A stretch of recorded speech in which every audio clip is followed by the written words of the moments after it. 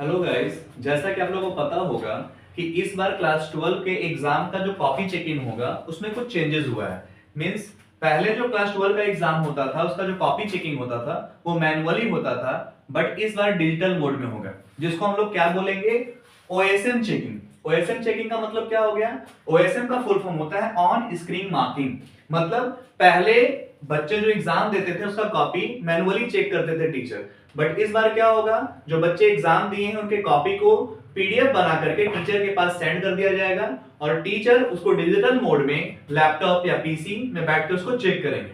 तो बहुत सारे स्टूडेंट को ये क्वेरी है कि इससे क्या हम लोग को क्या दिक्कत है, क्या हमारा मार्क्स में कुछ दिक्कत होगा, बहुत कुछ उनके माइंड में चल रहा है। तो उसके लिए परेशान नहीं होना है, कुछ पॉइंट को याद रखना है एग्जाम देने से पहले। तो ये कुछ इंपॉर्टेंट पॉइंट है जो आप लोगों को ध्यान देना पड़ेगा। सबसे पहला पॉइंट क्या है? बॉल पेन न कि जेल पेन। ड्यूरिंग एग्जामिनेशन आपको बॉल पेन का यूज करना है, न कि जेल पेन का यूज करना है। ये तो डिजिटल मोड हो रहा है, ऐसे मैनुअल भी एग्जाम जब होता था ना तो ये इंस्ट्रक्शन होता था कि बच्चों को जेल पेन यूज नहीं करना है, क्योंकि जेल पेन क्या है, एक बूंद पानी भी अगर गिरेगा ना तो स्कैटर हो जाता है। और अभी डिजिटल मोड है तो ड्यूरिंग चेकिंग अगर वो टीचर उसको जूम करेंगे तो वो आपका क्या होगा, पिक्चर वो फटेगा।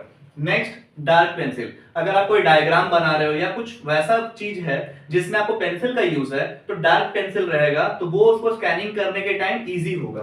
Next one, not direct answer. हम लोग क्या करते हैं, डायरेक्ट आंसर देने का कोशिश करते हैं, तो आपका जो स्टेप वाइज मार्किंग मिलने वाला है फिर आपको वो नहीं मिलेगा अगर आप डायरेक्ट आंसर लिखते हो तो।